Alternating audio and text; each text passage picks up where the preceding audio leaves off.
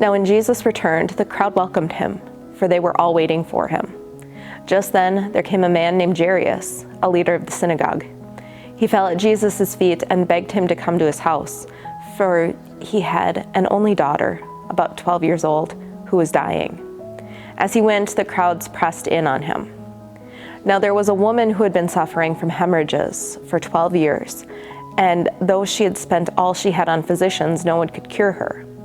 She came up behind him and touched the fringe of his clothes, and immediately her hemorrhage stopped. Then Jesus asked, "Who touched me?" When all denied it, Peter said, "Master, the crowds surround you and press in on you." But Jesus said, "Someone touched me, for I noticed that power had gone out from me." When the woman saw that she could not remain hidden, she came trembling and falling down before him. She declared in the presence of all the people why she had touched him and how she had been immediately healed. He said to her, "Daughter, your faith has made you well. Go in peace." In 1977, George Lucas brought to the big screen a movie that would become a cultural phenomenon, spanning generations. Star Wars has long been a favorite of mine, something that I grew up watching with my family, and then I later on introduced to my own children and even my husband. One of the more famous monologues from this movie comes near the middle, from Princess Leia, one of the heroes of the franchise. Princess Leia, a member of the rebellion, has been captured by the Empire. Just before she was captured, she recorded this message and she put it in the memory of R2-D2, a droid that had long ties with her family. This droid then delivered the message to Obi-Wan Kenobi, a Jedi Knight hiding from the Empire. In it, she says, "General Kenobi, years ago you served my father in the Clone Wars. Now he begs your help in his struggle against the Empire. I regret that I am unable to convey my father's request to you in person, but my ship has fallen under attack, and I'm afraid my mission to bring you to Alderaan has failed. I have placed information vital to the survival of the rebellion into the memory systems of this R2 unit. My father will know how to retrieve it. You must see this droid safely delivered to him in Alderaan. This is our most desperate hour. Help me, Obi-Wan Kenobi. You're my only hope." As Obi-Wan had been in hiding for nearly 20 years, there was no guarantee that this message would get to him or that he was even still alive. As Princess Leia said, it was their most desperate hour. She was at the end of her rope, and all she could do was record the message and hope that it worked. Now you may be wondering, what on earth does this long monologue from Star Wars have to do with the Bible, Steadfast Resiliency, or our focus text for today? Well, let me introduce you to the star of our text for today, a woman who has been bleeding for 12 years. Now, under Jewish law, this would have made her unclean. Those who were considered unclean were unable to participate in normal everyday life. They were not supposed to touch anyone until their bleeding stopped and they had cleansed themselves. Anything that they touched would have been considered unclean. They were to stay in a separate tent from the rest of the family.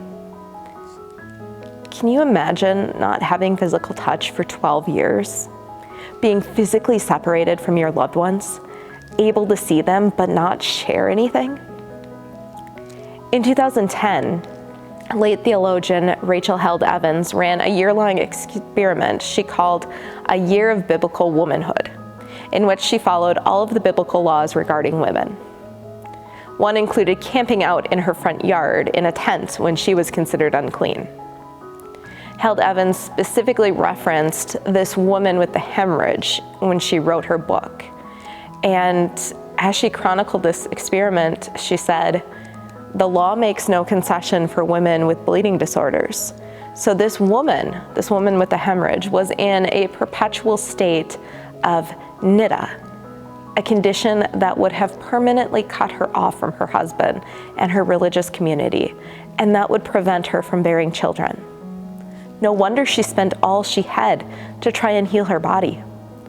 As long as she was in niddah, she was not considered whole." So this woman, another woman who's not named in the Bible, has suffered for 12 years. She was at a point where she had nothing left to lose. So she did something unthinkable. She reached for the cloak of Jesus as he passed by her.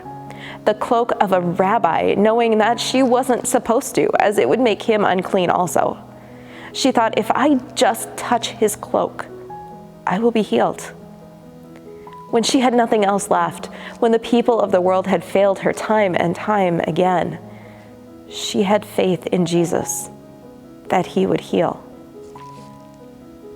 When we talk of steadfast resilience, this woman embodies the idea that not only is resilience being able to keep going in the midst of setbacks, but also not losing hope that life could get better. She, like Moses' mother and sister and Pharaoh's daughter from our reading last week, was also bold. She made a choice to do something in the midst of her circumstances. Sometimes being resilient is having hope and living into that hope, like this woman did when she touched Jesus' cloak. And the story that I told at the beginning about Star Wars, this is why it's so relevant to this particular story. It's about living into hope, not giving up, even when the odds are stacked against you. For this woman, everything was stacked against her. She was not supposed to be in the crowd where she had the possibility of touching someone. She was certainly not supposed to touch the garment of Jesus. And yet she did it anyway. It wasn't even as if she grabbed a handful of the cloak either. She touched the fringe of his cloak, something that most people probably wouldn't even notice happening to them. And Jesus, instead of rebuking her, realized immediately something had happened. He turned and he asked who touched him, and his disciples were like, there are a whole lot of people here touching you. But Jesus pressed on, knowing something was different about it, saying, no, who touched me? Because power had gone out of him. And this woman came forward and she admitted to touching him, and how as soon as she did, she was healed. And Jesus said to her, daughter, your faith has made you well. Go in peace. Her steadfast resilience drove her to not give up hope, to touch the hem of Jesus' garment. And Jesus does not chastise her for this act that would have made him unclean, but praised her instead. And then he went on to touch another person that was unclean. He healed this little girl who had died. And he showed the world that Jesus came into the world to get his hands dirty, to reach out to those considered unclean. For the kingdom of heaven is for them.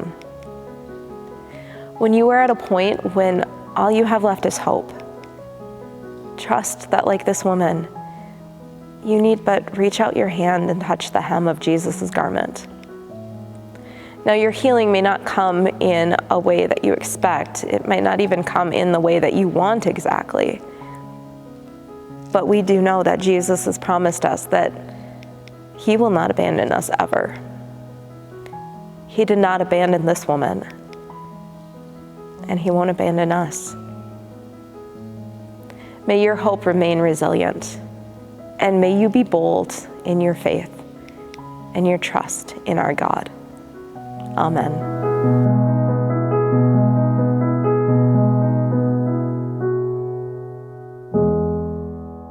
During the next few days, I encourage you to go deeper into the message with these two reflection questions. First, think to a time in your life when all you had to cling to was hope. How did that hope see you through? And second, how does leading a resilient life help you when facing challenges?